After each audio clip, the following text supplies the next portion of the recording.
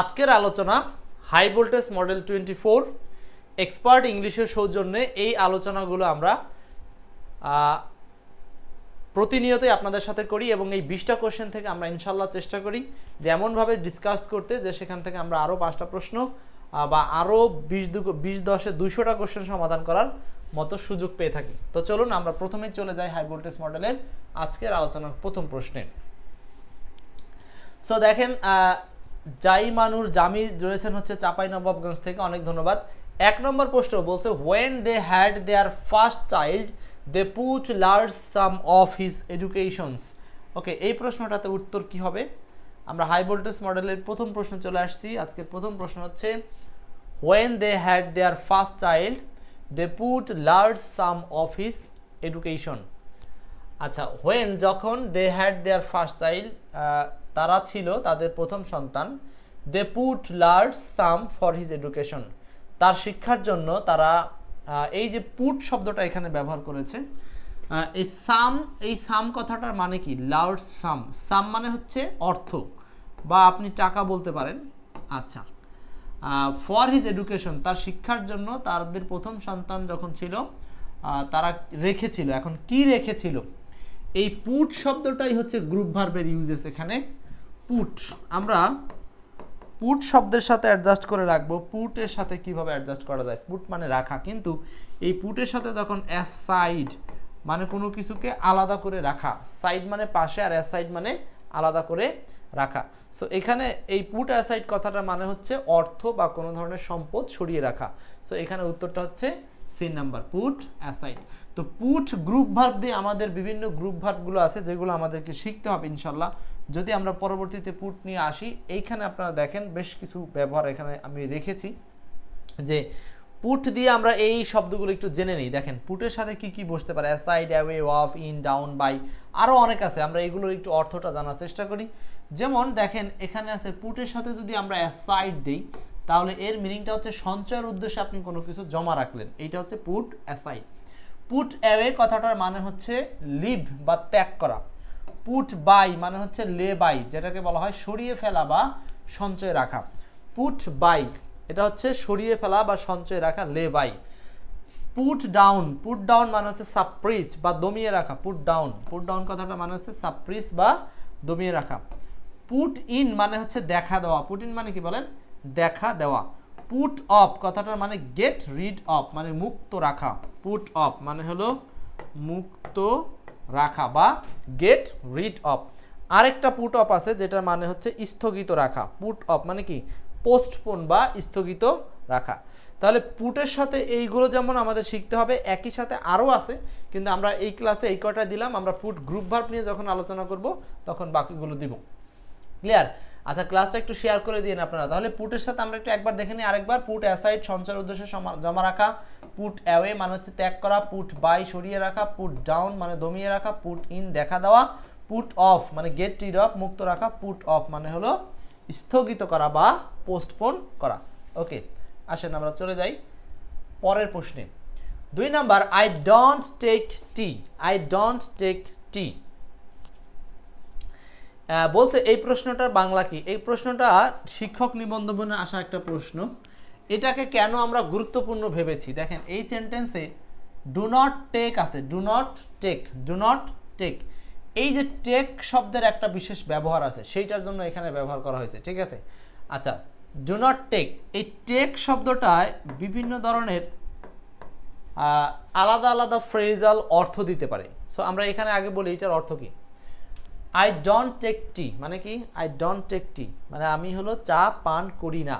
তো আমি চা আনি না, চা খাই, চা পান খাবো না, এটা কিন্তু মিনিং আপনারা সহজেই এটা উত্তর করতে পারতেছেন। কিন্তু আমার প্রশ্ন হচ্ছে এইখান থেকে দেখেন বেশ কিছু আলাদা আলাদা বিষয় আসতে পারে। যেমন টেকের নানামুখী কিছু ব্যবহার আছে। যেমন টেক এ লুক কথাটার মানে কি? একবার দেখা। টেক এ লুক মানে কি? একবার দেখা। টেক এ ব্রেক মানে হলো বিরতি নেওয়া। টেক এ সিট মানে বসে পড়া। তো এই যে টেকের সাথে বিভিন্ন ধরনের ভার্ব বা নাউন ব্যবহার করলে ওই কাজটা করা বোঝায়। এখন টেক এ সিট মানে এই সিট মানে একটা আসন। তো টেক এ সিট মানে হলো আসন গ্রহণ করা বা বসা। প্লিজ টেক ইউর সিট এরকম বলি না আমরা, সেখান থেকে আসছে। টেক এ ব্রেক মানে বিরতি নেওয়া, ব্রেক মানে কি বিরতি, তো সেখান থেকে টেক এ ব্রেক মানে বিরতি নেওয়া। তো আপনি এরকম হাজার হাজার সেন্টেন্স তৈরি করতে পারেন। হ্যাঁ, তারপর দেখেন টেক এ লুক মানে এইগুলো ফ্রেজাল, যেমন হচ্ছে can you take a look at this, can you take a look at this report মানে আপনি কি এই রিপোর্টটা একবার দেখতে পারেন।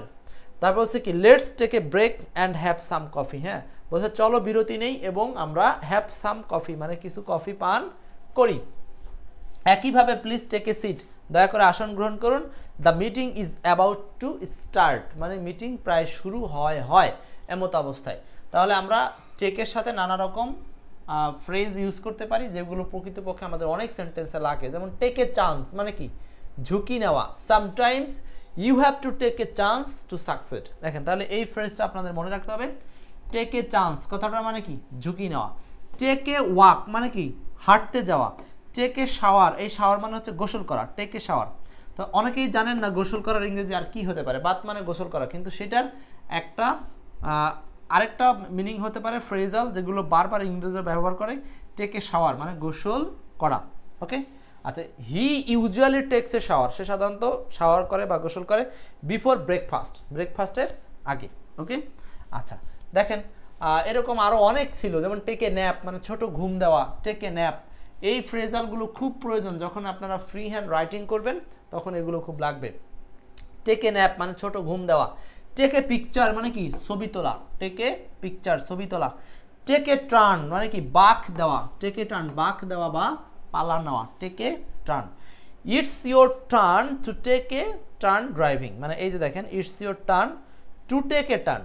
হ্যাঁ, ইটস ইয়োর টার্ন মানে এখন তোমার সুযোগ আসছে কি টু টেক এ টার্ন মানে বাঁক নেওয়া ড্রাইভিং, ড্রাইভিংয়ের ক্ষেত্রে বাঁক নেওয়া। ওকে, আচ্ছা তাহলে আমরা টেক দিয়ে অনেকগুলো ফ্রেজাল দেখলাম, আশা করি এগুলো আপনাদের পরবর্তী সময়ে কাজে লাগবে। কোশ্চেন নাম্বার 3 এবং 4 আমরা একটু ক্লাসটা শেয়ার করে দিব, যাদের সুযোগ আছে ইনশাল্লাহ ক্লাসটা একটু শেয়ার করে দিবেন। মিস্টার আসিফ হামিদুর রহমান বলেন 3 এবং 4, এখানে আমি এগুলো বাংলা দেইনি কিন্তু মানে ইংলিশ ট্রান্সলেশনটা আপনাকে করতে হবে, অপশন দেইনি, অপশন ছাড়া চেষ্টা করতে হবে, অপশন ছাড়া ট্রাই করেন। সে হাসতে হাসতে চলে গেল, আপনি আমাকে সাহায্য করতে পারবেন। সে হাসতে হাসতে চলে গেল, আপনি আমাকে সাহায্য করতে পারবেন। আচ্ছা দেখেন সে হাসতে হাসতে চলে গেল, এইটা ট্রান্সলেশনের রুলসটা হচ্ছে যদি আমরা কখনো এরকম কোথাও পাই মানে হলো ক্রিয়া প্লাস তে, আবারও ক্রিয়া প্লাস তে, ক্রিয়া প্লাস তে মানে কোনো কাজ করতে করতে, কোনো কিছু খেতে খেতে, কোথাও যেতে যেতে এরকম যদি আমরা পেয়ে থাকি তাহলে আমরা সেখানে ওই ক্রিয়াটাকে ব্যবহার করব হচ্ছে আইএনজি আকারে। তাহলে আমরা এখানে কি করি চলে গেল, এটা হলো সাবজেক্ট, তাহলে আমরা প্রথমে বসাবো সাবজেক্ট, সি দিলাম অথবা আপনারা হি দিতে পারেন, কোনো সমস্যা নাই। চলে গেলর ইংরেজি হচ্ছে ওয়েন্ট। আর এই যে তে বোঝায় এটা হলো non finite verb, non finite verb আমরা 9 কোড অফ ট্রান্সলেশন বইয়ের মধ্যে আলোচনাগুলো পাই। হি ওয়েন্ট তাহলে এখানে কি হবে হাসতে হাসতে, তার মানে এখানে হবে হলো লাফিং, LAU। ও আচ্ছা এখানে চলে যাওয়া অর্থে ওয়েন্টের সাথে আরেকটু যোগ হবে ওয়েন্ট অ্যাওয়ে, লাফিং, হি ওয়েন্ট অ্যাওয়ে লাফিং মানে সে কি করলো হাসতে হাসতে চলে গেল। তো এই যে ক্রিয়া প্লাস তে বোঝালে আমরা ভার্ব প্লাস আইএনজি আকারে এটা ব্যবহার করব। পরেরটা আপনি আমাকে সাহায্য করতে পারবেন, এটাকে আপনারা কুড দিয়ে করতে পারেন অথবা ক্যান দিয়েও করতে পারেন। ক্যান ইউ হেল্প মি, আপনি আমাকে সাহায্য করতে পারেন।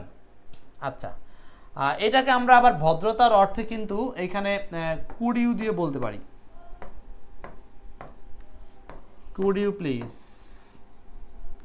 Help me. এটা আসলে দুইভাবে দিলেই সম্ভব, সমস্যা নেই, কোনোভাবেই ভুল না, আপনি দুইভাবেই দিতে পারেন। সো ট্রান্সলেশন বা অন্যান্য ক্ষেত্রে আমরা কেন দেখেন এটা ইন্টারোগেটিভ স্টাইলে আছে, ইন্টারোগেটিভ ফরম্যাটে আছে, এই জন্য ক্যানটা আমাকে দিতে পারে। এখানে আপনি চিন্তা করতে পারেন যে আপনি আমাকে সাহায্য করতে পারবেন, প্রশ্নবোধক কিন্তু, হ্যাঁ, এই জন্য এটাকে ইন্টারোগেটিভ স্টাইলে করা হচ্ছে। আচ্ছা, এইগুলো আপনারা যখন কেন ছোট ছোট বাক্যগুলো লিখিত আকারে দিচ্ছি, কারণ হচ্ছে দেখেন এই জিনিসগুলোই আমাদের যে 11 থেকে 20 নম্বর গ্রেডের বিভিন্ন চাকরি আছে সেখানে কিন্তু আসে, সরাসরি লিখতে দেয়। 5 নম্বর প্রশ্নটা বলি। 5 চলছে হাই ভোল্টেজ মডেল 24, যেটা আপনার সব পরীক্ষায় কাজে দিবে। ক্লাসটা একটু শেয়ার করে দিব যাদের সম্ভব। ম্যান অ্যাসপায়ার্স ড্যাশ রিচেস, মানুষ সম্পদের প্রতি প্রবল আগ্রহ রাখে। মানুষ সম্পদের প্রতি প্রবল আগ্রহ রাখে। এখানে ম্যান অ্যাসপায়ার্স ড্যাশ রিচেস, মানুষ সম্পদের প্রতি প্রবল আগ্রহ রাখে। এই যে অ্যাসপায়ার, এই অ্যাসপায়ার শব্দটার অর্থ কি? অ্যাসপায়ার মানে হচ্ছে কোনো কিছুর প্রতি, ওখানে দেখাই আছে প্রবল আগ্রহ। সো কোনো কিছুর প্রতি প্রবল আগ্রহ বা ঝোঁক বা ইচ্ছা বোঝাতে আমরা ব্যবহার করি হচ্ছে আফটার। যেমন এই অ্যাসপায়ারের মতো আরেকটা শব্দ আছে, সেটা হলো হ্যাঙ্কার আফটার। হ্যাঙ্কার আফটার, তো হ্যাঙ্কার আফটার মানে হচ্ছে কোনো কিছুর প্রতি ঝোঁক বা লোভ রাখা। সো অ্যাসপায়ার আফটার মানে হচ্ছে কোনো কিছুর প্রতি প্রবল ঝোঁক বা আগ্রহ রাখা। সো এরকম আমরা কয়েকটা ওয়ার্ড একটু আপনাদের দেখাই। যেমন দেখেন এখানে হ্যাঙ্কার, অ্যাসপায়ার, ক্র্যাব আর হলো স্টিক, এই চারটা আপনি একবারে মনে রাখতে পারেন এবং চারটা মিনিংই একই রকম, যে hanker after, aspire after, crab after, stick after, সবগুলোর মানেই হচ্ছে কোনো কিছুতে লোভ থাকা বা কোনো কিছুকে চাওয়া। ঠিক আছে, এই চারটা আপনার একসাথে মনে রাখতে পারেন।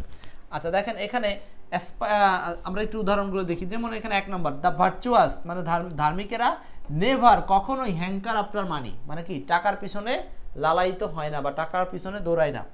আচ্ছা, I don't hanker after riches, হ্যাঁ, হ্যাঙ্কার আফটার রিচেস, ধনী হওয়ার পিছনে কেউ কখনো দৌড়ায় না। My parents don't aspire after riches, never aspire after wealth, মানে কখনো সম্পদের পিছনে দৌড়াইও না, এই কথাটা বলছে। Clear?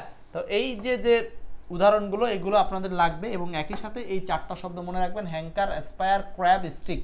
Hanker, aspire, crab, stick, এগুলোর পরে আফটার বসে। নেক্সট 6 নম্বর প্রশ্ন, কোশ্চেন নাম্বার 6। 6 নম্বর প্রশ্ন বলছে what is the synonym of the word repress. Repress শব্দের অর্থ কি? রিপ্রেস, রিপ্রেস এইটা একটু পারবেন মনে হচ্ছে আপনারা।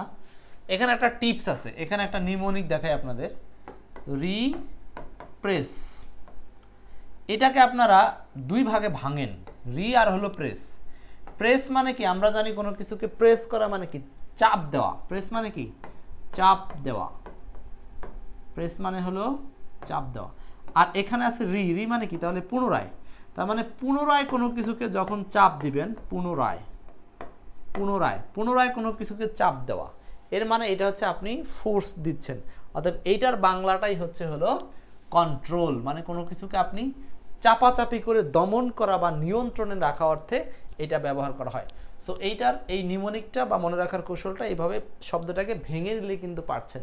রিপ্রেস, প্রেস মানে দমন করা বা চাপ দেওয়া, ঠিক সেখান থেকে রি আসছে, মানে বারবার চাপ দেওয়া, মানে কন্ট্রোল করা বা নিয়ন্ত্রণ করা। 6 নম্বর ক্লিয়ার। নেক্সট 7 এবং 8 বলেন। এই দুটাও রিটেন স্টাইলে দিয়েছি, এই দুটাই লিখিত স্টাইলে দিয়েছি, এগুলো আপনাদের অপশন দেওয়া হয় নাই। দেখি, a beggar must not be a chooser, তারপরটা বলছে এমটি ভেসেল সাউন্ডস মাস।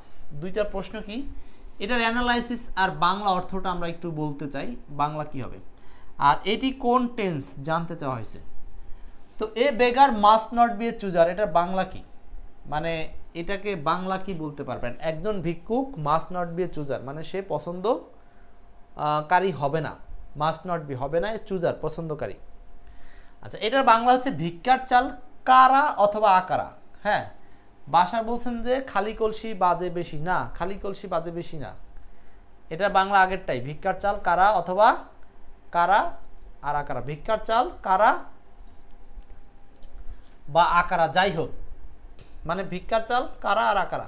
তার মানে এখানে বোঝাচ্ছে যে একজন ভিক্ষুক সে কখনো বলতে পারবে না যে ভাই আমাকে ভালো চাল দেন। তার মানে আপনি সে ভিক্ষা নিতে গেলে যা আছে তাই নিতে হবে, যা আছে তাই নিতে হবে। তো এইটাকে খালি কলসি বাজে বেশি এটা বলা যাবে না, এটা না, ও সরি, খালি কলসি বাজে বেশি এইটা, কিন্তু আমরা এটার কি চাচ্ছি? টেন্স চাচ্ছি।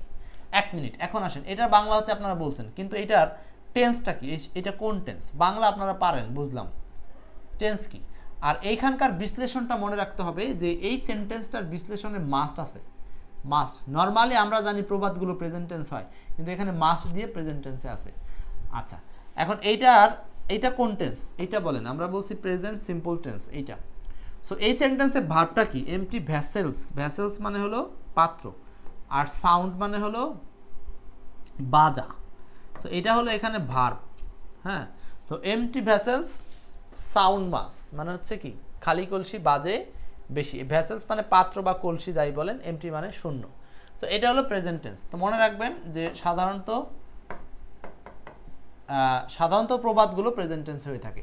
সো পরীক্ষার হলে আপনাকে যে জায়গায় সমস্যা দিতে পারে, এমটি ভ্যাসেল সাউন্ডস মাস না দিয়ে এখানে দিতে পারে মোর, এখানে দিতে পারে এ লট, এরকম করে প্রবাদগুলো বর্তমানে চেঞ্জ করে করে দিচ্ছে।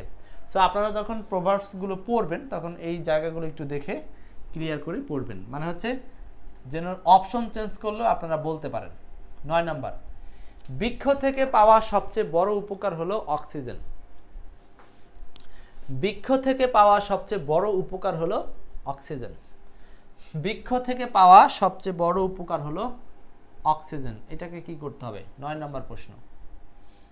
বৃক্ষ থেকে পাওয়া সবচেয়ে বড় উপকার হলো অক্সিজেন।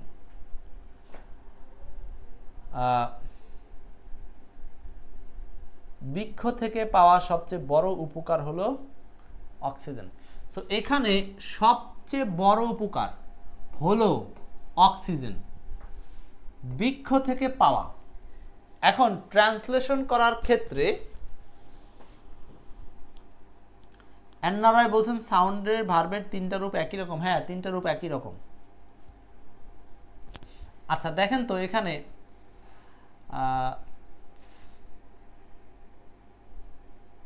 ভালো প্রশ্ন করছেন অ্যান্না রয়। আমি কি এমনি বললাম নাকি 3টা রূপ একই রকম কিনা, এটা জেনে জানাতে হবে। আচ্ছা দেখেন, বৃক্ষ থেকে পাওয়া সবচেয়ে বড় উপকার হলো অক্সিজেন, বলেন এটা কি হবে?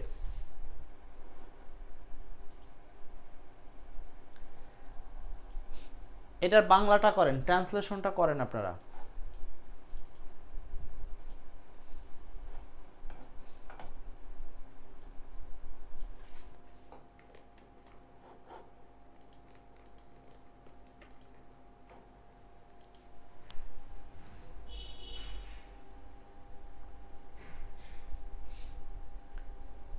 আচ্ছা দেখেন, আন্না রয়, সাউন্ড শব্দের 3টা রূপ চেঞ্জ আছে। সাউন্ড শব্দের 3টা রূপ চেঞ্জ আছে।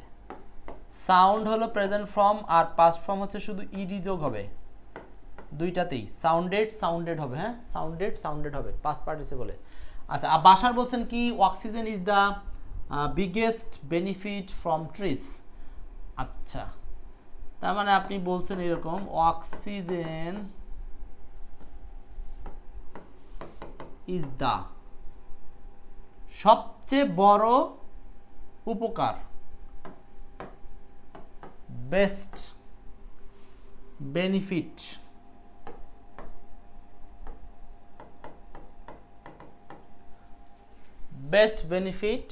ফ্রম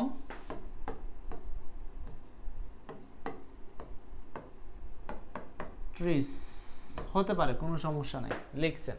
আচ্ছা দেখেন এইটা প্রিভিয়াস কিভাবে করা ছিল, দেখেন the most important benefit that we get from trees is oxygen. এখন আমরা যেভাবে লিখলাম আর এখানে যেভাবে লেখা, এই দুটোর মধ্যে পার্থক্য কি? আমরা ওখানে লিখছি হচ্ছে কিভাবে, সিম্পল সেন্টেন্স আকারে, বাট এখানে সিম্পল সেন্টেন্স আকারে না, বরং হচ্ছে কমপ্লেক্স আকারে উল্লেখ করা হয়েছে। The most important benefit that we get from trees is oxygen. The most important benefit that we get from trees is oxygen. এখন এই দুটো বলছে কি, বৃক্ষ থেকে পাওয়া সবচেয়ে বড় উপকার হলো অক্সিজেন। এটার চেয়ে সিম্পলটাই ভালো ছিল। কিন্তু এখানে সমস্যা হচ্ছে যে এই যে মোস্ট ইম্পর্টেন্ট বেনিফিট মানে সবচেয়ে গুরুত্বপূর্ণ উপকার, এই that we get from trees, আমরা যা গাছ থেকে পাই, ইজ অক্সিজেন। এইটা কমপ্লেক্স করে করা ছিল, হচ্ছে পরীক্ষায় আসছিল যেভাবে সেইভাবে। সো আমরা ট্রান্সলেশন একভাবে করলেই হবে। নেক্সট 10 নম্বর প্রশ্ন, এমটি ভেসেল সাউন্ড মাস, এটার মানে কি? ও, এটা এখন ইংলিশ মিনিং চেয়েছে। ইংলিশ মিনিং 10 নম্বরের ইংরেজি মিনিং চাইছে। এমটি ভেসেল সাউন্ডস মাস।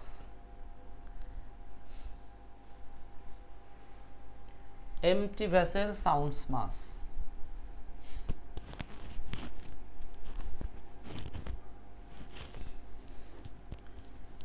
এইটা খালি কলসি বাজে বেশি মানে হলো barking dogs seldom byte.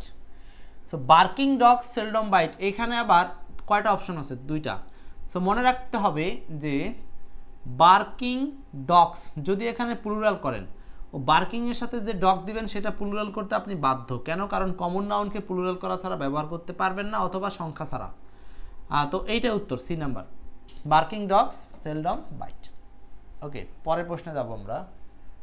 11, asserts আর হলো ডিসেন্টস, দুইটার মধ্যে পার্থক্য কি?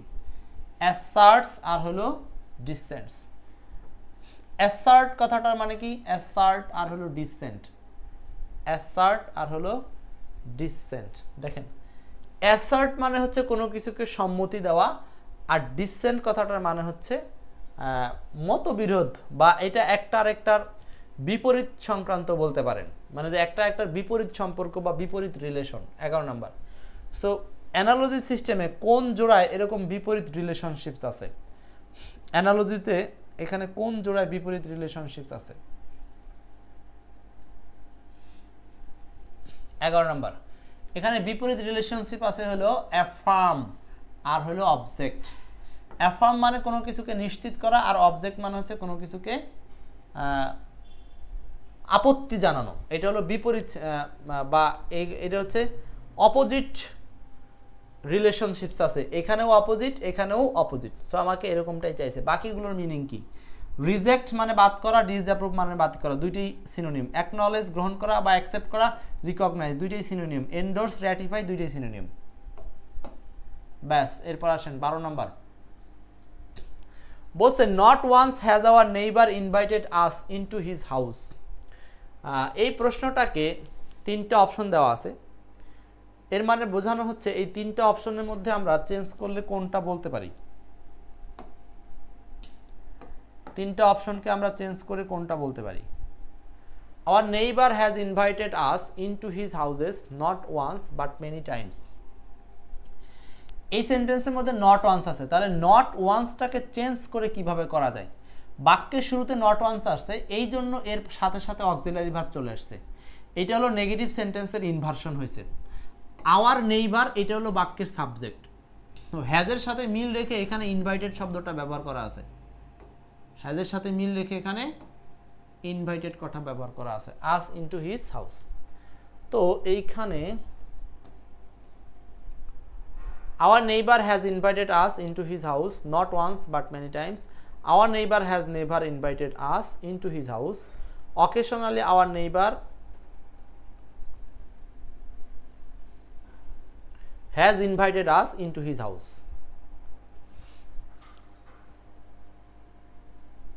12 number. Our neighbor has invited us into his house not once but many times.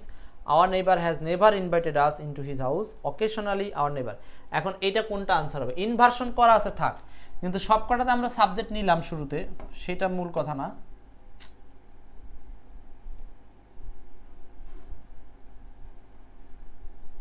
বারো নম্বর, আওয়ার নেইবার সাবজেক্ট এটা হবে না, গেল আগে।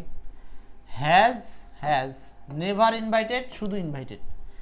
এখন দেখেন, আমার এই নট ওয়ান্স কথাটাকে আমি অল্টার করে একটা বিপরীত শব্দ ব্যবহার করতে পারি, সেটা হলো নেভার। মানে বাক্যটা ইনভার্সন থেকে নর্মাল সেন্টেন্স তো করতেই হচ্ছে, আবার নট ওয়ান্সকে চেঞ্জ করে যখন আমরা অক্সিলারি আর মেইন ভার্বের মাঝখানে ব্যবহার করি, তখন এইটা নট ওয়ান্সের পরিবর্তে আমরা নেভার শব্দটাকে ব্যবহার করতে পারি। তার মানে আওয়ার নেইবার, আমাদের প্রতিবেশী, has never invited us into his house, কখনোই তার বাড়িতে আমাদেরকে কি করে না? ইনভাইট করে না। ওকে, 12 নম্বর গেল। নেক্সট 13, কারেকশন রিলেটেড একটা প্রশ্ন। He discussed the matter, he discussed about the matter, he discussed on the matter. Okay, কি হবে 13 নম্বর প্রশ্নটা? হয়তো অনেকেই জানি আমরা 13 নম্বর প্রশ্ন।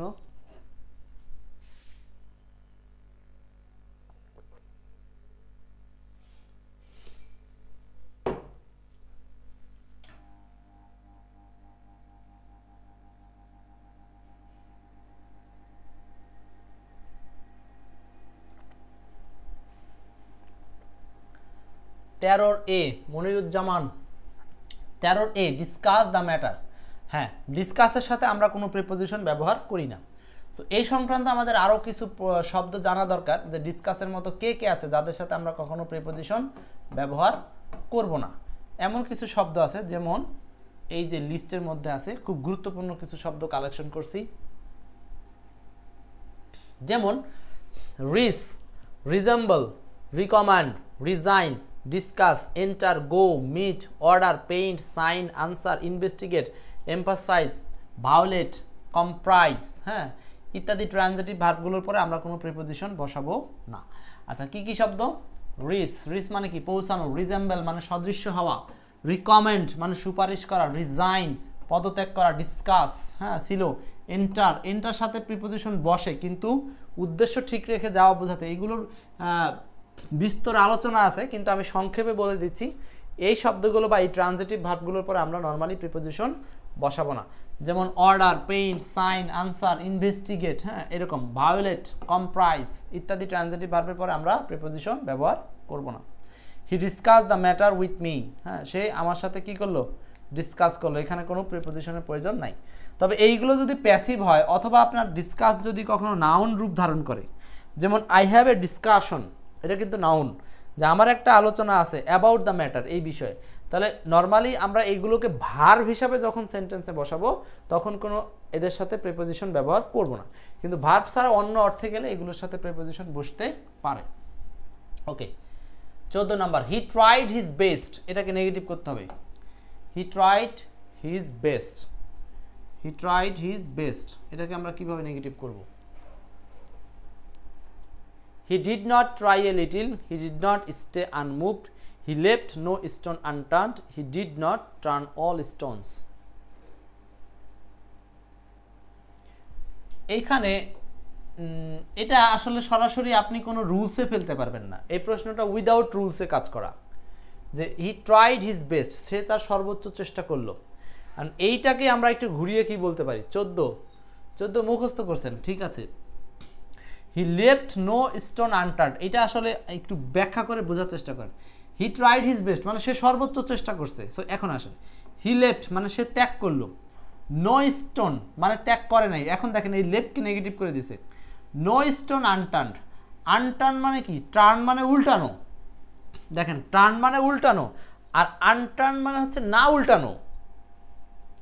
আচ্ছা, তার মানে হচ্ছে নো স্টোন মানে কোনো পাথরই। সো কোনো পাথরই না উল্টিয়ে গেল না, কোনো পাথরই না উল্টিয়ে গেল না, তার মানে সে সবগুলো পাথরই উল্টালো, মানে সবগুলো পাথরই সরালো। আই মিন সে সর্বোচ্চ চেষ্টা করলো। হ্যাঁ, মুখস্থ করা থাকলে মুখস্থ করে রাখেন, কিন্তু এটা মাঝে মাঝেই কিন্তু আমাদের আসে, এই জন্য আমরা হাই ভোল্টেজের মধ্যে রাখছি। 15, I had done the work and went home. I had done the work and went home মানে আমি আমার কাজ করেছিলাম এবং বাসায় গেলাম। আমি আমার কাজ করেছিলাম এবং বাসায় গেলাম। 15 নাম্বার, আমি আমার কাজ করেছিলাম এবং বাসায় গেলাম। I had done the work and went home. I had done the work and went home. 15 number কি হবে?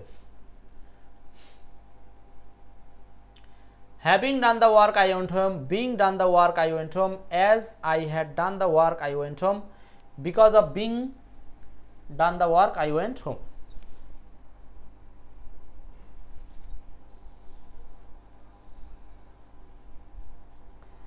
আচ্ছা, এটাকে বলছে হলো মেক ইট সিম্পল। তো সিম্পল সেন্টেন্স করার নিয়ম হলো, আপনি যখন এন্ড দ্বারা কম্পাউন্ড সেন্টেন্স পাবেন, এন্ড দ্বারা কম্পাউন্ড সেন্টেন্স পাবেন, তখন এক অংশকে শর্ট করবেন। আর শর্ট করার জন্য যে অংশে আপনারা এই যে হ্যাভ, হ্যাজ, হ্যাড পাবেন, এইগুলোকে চেঞ্জ করে বদলাই দিতে হবে।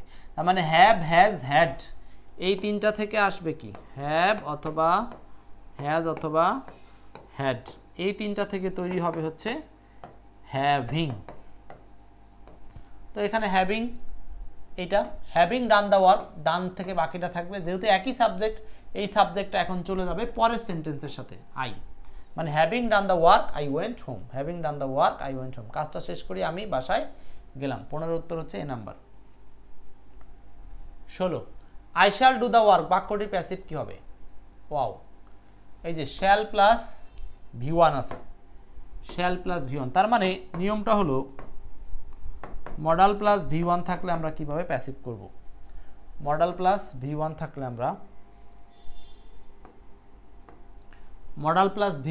আমরা প্যাসিভ করার সময়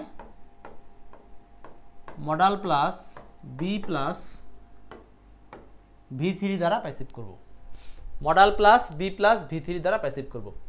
তার মানে এই শ্যাল বা উইলের পরে বি লাগবে, তারপরে V3 লাগবে। তো শ্যালের ক্ষেত্রে পার্থক্য হচ্ছে শ্যাল পরিবর্তন হয়ে শ্যালের জায়গাতে উইল আসতে পারে, এটা নির্ভর করবে সাবজেক্ট পরিবর্তন হলো কি সেটার সাথে। তাহলে শ্যাল আছে মানে আপনি শ্যাল বা উইলের সাথে বি খুঁজবেন।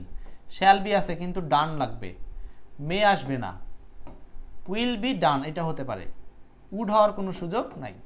সো 16-এর উত্তরটা হচ্ছে সি নাম্বার, খুব গুরুত্বপূর্ণ এবং সহজ।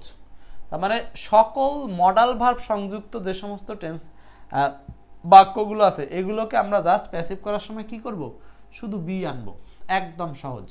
ওকে নেক্সট 17, হি সেইড সে বলল, thanks my friends, the indirect form, এটা ইনডিরেক্ট কি? হি সেইড সে বলল, থ্যাঙ্কস মাই ফ্রেন্ডস, ধন্যবাদ আমার বন্ধু, এটার ইনডিরেক্ট কি হবে? 17 নাম্বার।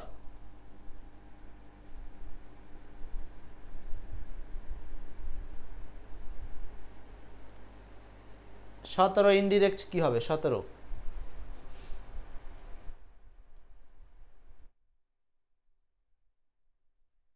নাম্বার ইনডিরেক্ট কি হবে? 17 number he said thanks my friends, তাই ইনডিরেক্ট কি? আচ্ছা এখানে দেখেন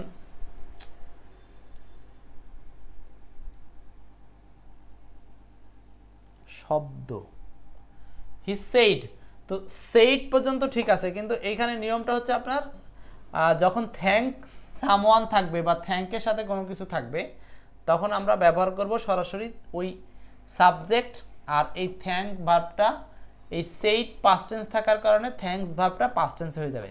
তার মানে হি থ্যাঙ্কড, সে ধন্যবাদ দিল হিজ ফ্রেন্ডস, তার বন্ধুকে, কারণ মাই হলো সাবজেক্টিভ প্রোনাউন, আর সরি পার্সোনাল প্রোনাউন, এটা হচ্ছে ফার্স্ট পারসন, তো ফার্স্ট পারসন পরিবর্তন হয় সাবজেক্ট অনুযায়ী, তো সাবজেক্ট আছে হি, তো মাইয়ের পরিবর্তে হি এর জায়গাতে হয়ে যাবে হিজ, মানে he thanked his friends, he thanked his friends. 17 উত্তরটা হচ্ছে B number.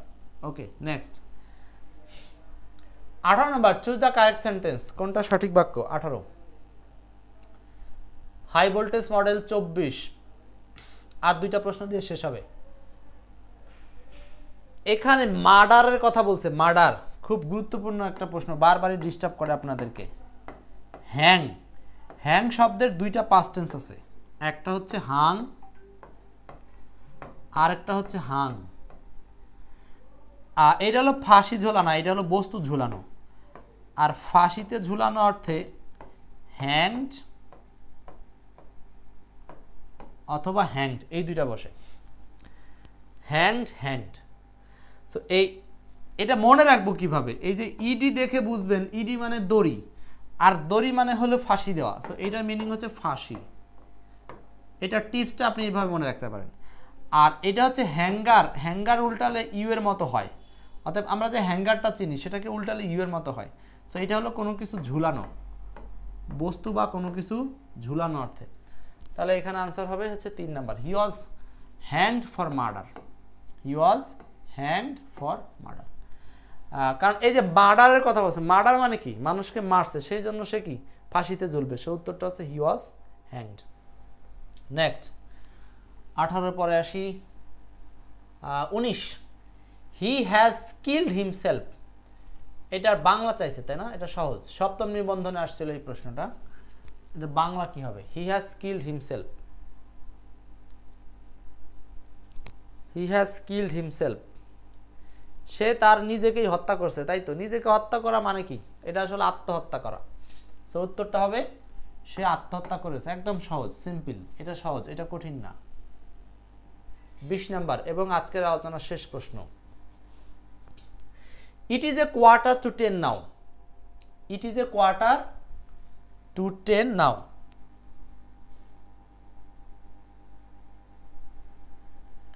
It is a quarter to 10 now. 20 number প্রশ্ন, it is a quarter to 10 now, এটা বাংলা কি দেখেন, it is a quarter to, এটা একটা স্ট্রাকচার আছে, স্ট্রাকচারটা আমি দেখেন ঘড়ির সময় বলার ক্ষেত্রে এই তিনটা স্ট্রাকচার আমাদেরকে ফলো করতে হবে। ঘড়ির সময় বলার ক্ষেত্রে তিনটা স্ট্রাকচার কি কি? যদি সরাসরি পূর্ণ ঘন্টা হয় তার মানে ইট প্লাস ঘন্টা প্লাস ও ক্লাস, মানে আপনি বলতে পারেন যে ইট ইজ 10 o'clock নাও, এটার বাংলা হচ্ছে এখন 10টা বাজে, মানে পুরোপুরি 10টা। আর এই মাত্র বোঝাতে আমরা ব্যবহার করব it has just struck, just থাকার কারণে present perfect tense, it has just struck 10, এর মানে হলো এই মাত্র 10টা বাজলো, আর এটা হলো এখন 10টা বাজে, এই মাত্র কথাটা বললে জাস্ট স্ট্রাক, দুইটা স্ট্রাকচার। আর পরের স্ট্রাকচারটা হচ্ছে আপনি এখানে এখন পৃথিবীর সকল ভাঙার যে সমস্ত সময়গুলো আছে বলতে পারবেন কিভাবে। আমি যদি বলি ইট ইজ, মিনিট ব্যবহার করবেন, আপনার প্রয়োজন হলে বললেন কথার কথা 20 minutes, it is 20 minutes.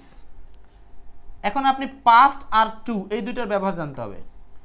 Past মানে অতিক্রম করছে, আর টু মানে হলো বাকি আছে, মানে আপনি এখানে 2 দিলেন, ঘন্টা দিলেন, আপনি দিলেন 5।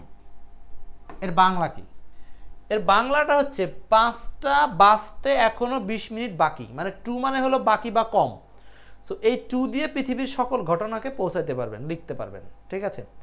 আচ্ছা, এখন এইখানে বলছে যে 2:10 মানে 10টা বাজতে এখনো কম, এ কোয়ার্টার, এ কোয়ার্টার মানে বুঝতে হবে 15 minute, 15 minutes, 15 minutes, a quarter, তার মানে 10টা বাজতে এখনো 15 মিনিট কম। তো 10টা বাজতে 15 মিনিট কম, এটাকে আমরা আবার ঘুরিয়ে কি বলি? পৌনে 10টা বাজে, পৌনে 10টা, পৌনে 10টা মানে কি 10টা বাজতে এখনো 15 মিনিট কম। সো এই যে ঘড়ির বলার সময়টা, ঘড়ির সময় বলার যে নিয়মটা, এইটা যদি আপনি সাথে রাখতে পারেন, যে কোনো সময় আপনি ঘড়ির সময় যে কেউ জিজ্ঞেস করলে ইংরেজিতে বলতে পারবেন। তবে সবচেয়ে বেশি এই এক্স্যাক্ট টাইমের চেয়ে ভাঙা টাইমটা বেশি প্রয়োজন হয়। যে এখন যদি বলি যে এখন 11টা, এখন কত বাজে? 10টা বেজে 41 মিনিট, তাহলে আপনি কি বলবেন? ইট ইজ 41 মিনিটস পাস্ট 10, বুঝতেছেন? মানে আপনি এখন ঘড়ির সময় দেখেন কত বাজে, 10টা বেজে 41 মিনিট, তাহলে আপনাকে কি বলতে হবে? যে ইট ইজ 41 মিনিটস পাস্ট 10। কেন পাস্ট? পাস্ট মানে হচ্ছে পার হয়ে গেছে, হ্যাঁ, 10টা বেজে কত মিনিট পার হয়েছে সেটা। সো ঘন্টার সময়টা যাবে পরে, আর মাঝখানে 2 অথবা পাস্ট বসবে, আর এর আগে বসবে মিনিট সংক্রান্ত বিষয়গুলো, ঠিক আছে। এই হচ্ছে সময় বলার এই তিনটা স্ট্রাকচার দিয়ে আপনি গোটা পৃথিবীর সময়কে ক্যাপচার করতে পারবেন। এই ছিল আপনাদের সাথে হাই ভোল্টেজ মডেলের মোট যে প্রশ্নগুলো আলোচনা, এগুলো আপনারা ধারাবাহিকভাবে শিখে রাখার চেষ্টা করবেন। সাথে থাকার জন্য অনেক ধন্যবাদ। আর ভালো লাগলে অবশ্যই ক্লাসটাকে সবসময় শেয়ার করে রাখবেন। আর সবার কাছে এই জাতীয় আরও হাজার হাজার প্রশ্ন পড়তে চাইলে এক্সপার্ট ইংলিশের সাথে রাখেন। ধন্যবাদ।